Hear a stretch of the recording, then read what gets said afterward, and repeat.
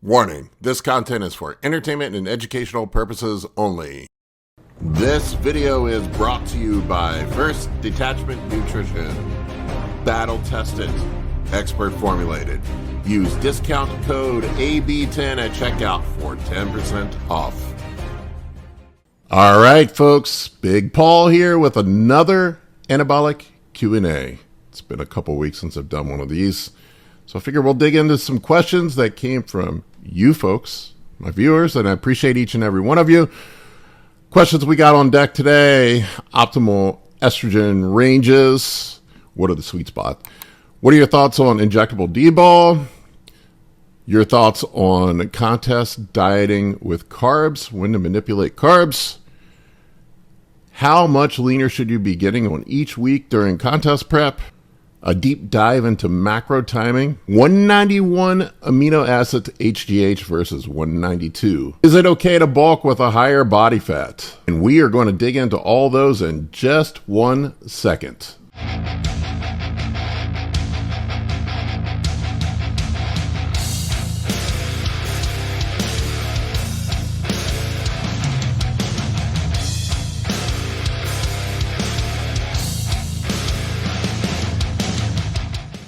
All right, first question here is from Eric Wolf 520. What range should estrogen, E2, would be the optimal sweet spot? Well, it depends. The higher your testosterone is, the higher you can let your estrogen ride. It's really a ratio of testosterone to estrogen. And it varies from person to person. I do think you want, in the off season, to let your estrogen ride a little bit higher for the cognitive protection, neuroprotection, cardiovascular protection, overall just wellness. When your estrogen is crushed, anyone's done that knows how that feels, and you don't feel very good at all. Your joints hurt, your energy is low, can't get a boner, sex drive sucks. It's also the same when it's too high. Sex drive sucks. You get very emotional. You might have gyno flare-ups. You get bloated. So there is a sweet spot. I have found for me personally that in the off season, I can let it get up to around 50 or 60 before I start having side effects, before I lose sex drive. That's usually the first thing I notice. My sex drive declines. My ability to maintain a firm erection declines. That's the first thing that I know. During contest prep, we're going to deliberately crush it. That's just part of contest prep and getting lean. I try to hold off on crushing my estrogen as long as I possibly can, because you do feel like absolute dog shit when you bury your estrogen towards the end of contest prep. It sucks. I wait a bit before I do it, and then I just ride it out until the contest prep is over, and then we'll slowly taper down the anti-estrogens. But for me, the majority of the year, I try to keep it somewhere in that 50 to 60 range. That seems to be the optimal sweet spot that keeps my lipids in line. It's sort of the top end of what I can get away with before I start having sexual dysfunction and emotional issues, crying at television commercials with puppies in them, and not having issues with bloating. All right, Gym Bros, I'm going to interrupt this regularly scheduled broadcast to tell you about the new Science of HGH ebook by Kurt Havens. It is available on the Anabolic Bodybuilding website for download right now. There is a link in the video description below for the ebook if you want to pick it up. It is probably the most comprehensive ebook about performance enhancement use with HGH, over 100 pages of information with references, and it's awesome. Go check it out. Daryl Ogolino, I think I'm saying this right, asks, what are your thoughts on injectable DBOL versus oral DBOL? From what I understand, the injectable DBOL misses the first pass of the liver, so it is less liver toxic, but you still have all of the other issues that DBOL has. Liver toxicity with DBOL is probably the least of my concerns. It's the methyl estradiol. That's the part that's nasty for me, and for a lot of guys, it's what makes you bloated up like a tick, makes your blood pressure go through the roof. It's what, guys will blow up with acne. I'm not a fan of DBOL. I know some people do like it, but I have found the DBOL, in my experience, whether it's oral or injectable seems to be the most side effect ridden PED there is. You'll find very few pro bodybuilders that run DBOL. There are some. I've heard Dorian Yates say that it was his favorite. We all know that Arnold Schwarzenegger and those guys loved DBOL, but they also weren't running testosterone. They were using DBOL as their testosterone base instead of testosterone. They were running fairly low doses. They weren't running the crazy doses that dudes do now. When I run a lot of DBOL, I get horrible muscle cramps. I literally remember playing basketball. I played a lot of basketball when I was younger, and I had so much bloating and edema. When I would run up and down the basketball court, I would get these insane calf pumps so bad that I couldn't even make it up the court one time. It was horrible. Lower back pumps were horrible. The only thing I can say with DBOL, there might be an argument to use it as a pre-workout on weak body part days, but I just think DBOL is the trashiest of trash steroids. It's the bro steroid. There are so many better options that you could use. I don't know why guys go to orals and trashier steroids first. Why wouldn't you want to use stuff that you can actually push the doses higher without side effects, and the stuff that's going to yield high results without a lot of problems? I think it would make more sense to do things that way. If I were going to use injectable DBOL or DBOL period, it would be just maybe as a pre-workout once or twice a week on a weak body part for an extra pump or extra drive in the workout. But I just think there are other things that can do the job so much better.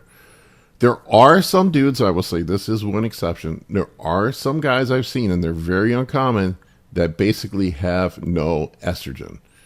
And in that situation, I have seen DBOL be somewhat helpful for those dudes. The dudes that don't seem to convert testosterone to estrogen, they seem to benefit the most from DBOL. But for pretty much everybody else, it's just a recipe to grow titties, get zits, get bloated, make your blood pressure go through the roof. And then I've also found that none of the gains that you get from DBOL actually stick. It's just a bunch of bloated mess. You come off of it, you lose all the weight. There's no real tissue there. Eric James 7819 asked me about your thoughts on contest prep diet, where you're eating a small number of carbs prior to each workout versus staying low carbs, basically keto all week, and then having a loading day at the end of the week. There are people that do that. I know Skip Hill does his skip loading diet. There's the shit loading diet. There's a bunch of other programs. A lot of the guys that I've seen out there that claim to run keto diets, they actually have a loading day with carbs at the end of the week. It's not really keto. I wouldn't call it keto. I think it's keto in name only, but it's not really a keto diet. It's just really a carb loading diet or a cycling diet. Yes, I have seen where you lower your carbs and you're going to burn fat. But what I have found when you're in the gym and you're not running any carbs, your workouts absolutely suck balls. They stink. And if you can't work out hard, I don't think you're going to look that great on stage. That's just my humble opinion. I've tried low carb diets. They don't work for me. I end up looking stringy and shitty and flat. Now, with that said, there are no essential carbs. There are essential fats. There are essential amino acids. You don't have to have carbs in your diet. So if we're going to take a macro out to lose weight, to create a caloric deficit, which is ultimately what leads to fat loss, carbs are probably the first place where you're going to pull calories from. Typically with my clients, what I do is try to keep the carbs in place pre and post workout. Those seem to be the most important. And then we'll pull carbs from the rest of the day. And then we will do one high carb day per week, 1 to 2 low carb days per week, where we basically are on 0 carbs. And those are usually your off days from the gym. So if you're doing a 5-day bro split, so to speak, what I typically run on my diets on contest prep with people is your 2 off days would be essentially a keto style day where it's just fats, protein, vegetables. Your workout days, with the exception of your leg day, would be a medium day where you're eating carbs pre and post workout. No carbs, just the rest of the meals throughout the day would be no carbs with fats and protein. And then we also do an intra-workout shake as well with some carbs in it, usually a highly branched cyclic dextrin, something that's going to be easy on the gut. And I will slowly titrate carbs down as we go. I will pull fats down as we go. We do need some EFAs, so we leave some EFAs in. Sometimes on the last few weeks before a contest, I'll pull carbs down even further, sometimes out completely. I have done that with some people that are really fat. That is an absolute last resort. If I have a choice, I like to keep people lean enough where we can leave the carbs in pre, post, and intra workout. And that's going to lead to the best results. You're going to maintain fullness. You're going to be able to keep your workout intensity up. And I find that that yields the best results. The next question is from Noah Richard Berger, another contest prep diet question. I love these contest prep diet questions. I get tired of steroid questions. How lean should you be each week during prep? I am 9.5 weeks out, and I'm worried that I might be too lean too early. Being too lean too early is a good problem to have. I love it when my guys are ready early, because what I'll start doing is pushing up food towards the end. Everybody always says, or think about it, what does everybody always say the week after the show? I wish I looked like this on stage. And the reason why they say that is because they are driving themselves into the dirt all the way up to the last minute before show in a calorie deficit. They look like shit. They're exhausted. Their body's flat. They don't look that great on stage. I can't tell you how many guys I see at local shows that are stringy and look like they just came out of a forced labor camp on stage. I've been there myself. I've made that mistake myself. If you're lean early, let's say you're lean 2 to 3 weeks out, usually what I'll start doing is pulling the cardio back, and I'll start cranking up the food a little bit and seeing what we can get away with. And we try to maintain that conditioning, even fill back out a little bit, even maybe put a little bit of weight back on going into the show. I would not be stressed at all if you're ready early. Now, what I aim for fat loss during contest prep with my clients, it's really a percentage of body weight, somewhere between 0.5% to 1% fat loss per week. 1% would be ideal. So a 200-pound man, we're shooting for about 2 pounds per week of fat loss. And I try to have people ready 2 weeks out from the show. So we really have 14 weeks essentially to get ready. So if we're aiming for 2 pounds per week, we have 28 pounds of runway for fat to lose. Now, if you're 30% body fat and you need to lose 40 or 50 pounds, we may have to push that a little bit harder, cut food a little bit harder, maybe even do a longer prep. What I have seen in my experience, when you get up in that 1.5% of your body weight, so for a 200-pound man, 3 pounds per week, that's sort of the upper limit of what you should be losing in a week. Once you get past that, I find that people are losing muscle tissue a lot of times. And you can do the math on it. 1 pound of fat is 3,500 calories. So we're talking about a 500 calorie per day deficit that you have to run to lose 1 pound of fat per week. If we're going to lose 2 pounds of fat per week, that is a 1,000 calorie per day deficit.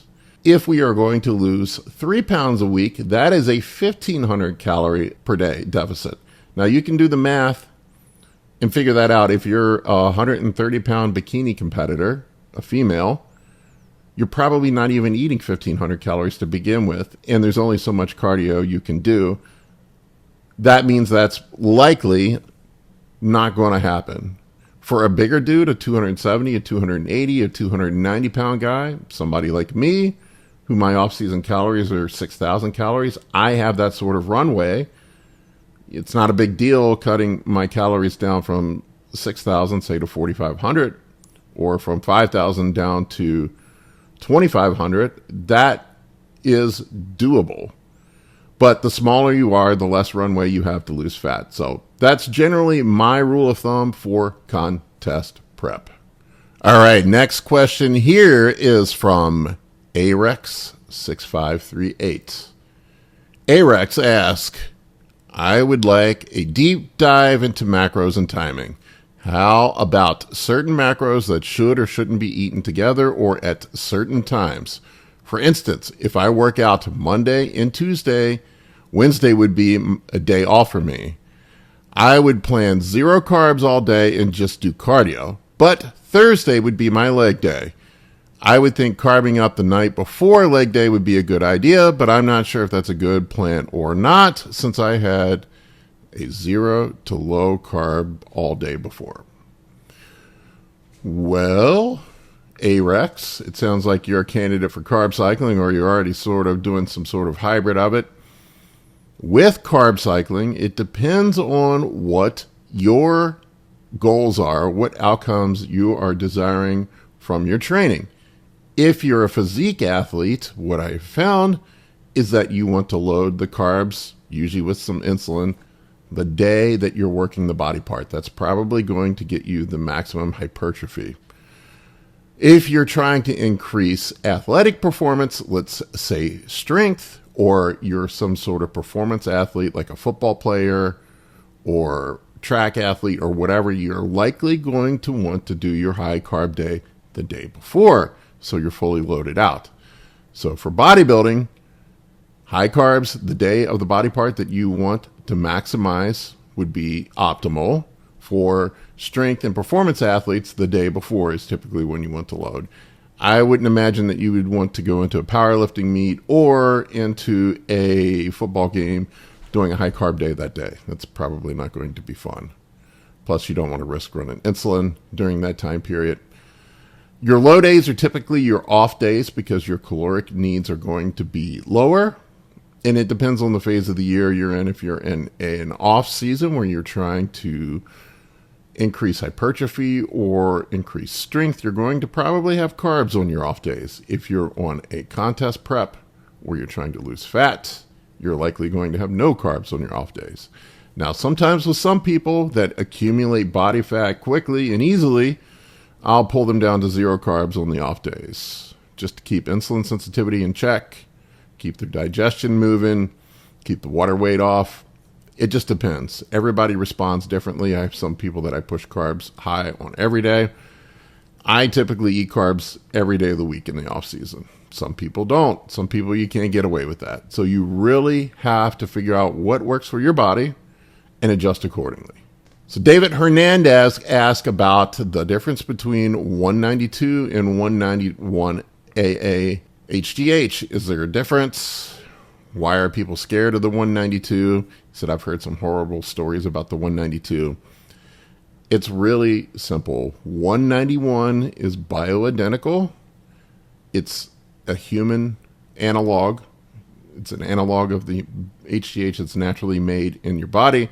192 is one chain link heavier, and it was the older style HGH, synthetic HGH. What I have heard, and I'll probably have to ask Kurt about this and we can dig into it a little bit more, but what I've heard is that some people have immune responses to 192. Severe immune responses in some cases. Inflammation, allergic reactions, rashes. I really don't see 192 out there anymore. I don't know if I don't even see it on the black market. I've heard that some of the cheaper UGL HGH is actually 192 and not 191, but I don't know why there would be a compelling reason not to just run 191. Pretty much all synthetic HGH now is 191, so I would say run 191. Don't risk it. There's no reason to run 192 and have an allergic reaction or have some sort of issue with it. Run the bioidentical hormone and call it a day. Rob the Viking asks, I want to get huge, up to 300 pounds, and I'm about 190 at the moment. I'm probably 22 to 25% body fat right now. Is it all right for a guy like me to just bulk up and then cut that fat off later? Or do you have to start lean? Personally, I'd rather gain a bunch of muscle and just get big and cut the fat off later. What are your thoughts? So here's the issue, Rob the Viking. And what I have found out is that when you're already fat and you push the food up and try to get bigger, you're just going to get fatter. A disproportionate amount of your body weight gain is going to be body fat. And I know there's going to be a lot of people that aren't going to want to hear this, and they always argue it. They always get angry with me on social media when I call out the permabulkers. Permabulking does not work. I've seen it over and over and over and over and over again. Now, unless you're trying to be like a strongman or a power lifter or something like that, the whole permabulking methodology is horrible. The fatter you get, disproportionately, the more amount of your weight gain goes to fat gain. It's just what I have seen. There is this theory called the P ratio that validates this to a certain degree. Some people say that it's a bunch of BS. I don't know if I believe it 100% or not, but that validates that it is a disproportionate amount of weight gain when you get above a certain body percentage, if I can speak here, goes to fat gain. And if you take a step back and think about it, the fatter you get, more than likely insulin sensitivity sucks. So you're going to accumulate more visceral fat. Also, the fatter you are, the aromatase is made in the fat cell in a man's body. So thusly, more of your testosterone is actually going to get converted to estrogen. You're going to have a horrible time dealing with estrogen management. What I found, the leaner that you are, the less that estrogen management is an issue. So if you're 5% body fat and you don't have to take an AI and you can push your test really high versus being 25% body fat and having to push your test very high and having a bunch of it convert to estrogen and having to pound AIs, it's probably healthier being leaner, not having to run that AI. Also, if you think about it too, let's say that you got yourself, how much runway are you going to have? So if you're at 25% body fat already, what are you going to be at when you get up to your target weight? Are you going to be 40% body fat? Can you imagine trying to cut down, let's say you're at 300 pounds and you want to get down to 10% body fat and you're at 40% body fat. If you have to cut 30% body fat off to get down to 10%, you're only 210. You weigh 210 pounds at that point. What is the point of getting up to 300 pounds if you have to lose 90 pounds to get down to that? Let's say you go up to 30% body fat. That only allows you a runway of 5% fat increase if you're already at 25%. And there's no way that that's going to happen if you push up to 300. You're not going to gain that much. But let's just assume that you're at 30% body fat and you want to get down to 10%, that's still 60 pounds of fat that you have to lose. So that would put you at 240. There's no way that you're going to lose 60 pounds of fat without suffering and losing some muscle with it. There's just no way. On the other hand, let's say you get yourself super lean down to 5% body fat, you have runway to gain 10% body fat. So if you let's say you went from your 190 up to, let's say, 240 or 250. Let's just do some nice even math. And you went up to 15% body fat at 240 or 250. And you wanted to get back down. So we're back down to 10% body fat. We're talking about a 5% drop. So essentially 12 pounds, 13 pounds. So you're down to like 235. So you're actually netted out more muscle as a result, even though you had the same body fat percentage gain. It's just dumb to get fat, in my opinion. You're making your job a lot harder. And I've had to lose that much. I've done the dirty bulk before, and I've gotten up over 300 pounds, and I had to cut down to 220 to just even look reasonable. And it was awful. It was fucking awful, man. Never again. And anybody who's ever done it will tell you the same. So what I would suggest, man, right now, if you're at 25% body fat and you're at 190, I would get down to at least 10% and then start from there.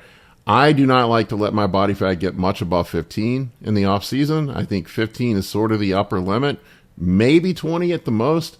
And if you're up at that, you got to cut down and then give yourself some runway to push back up again.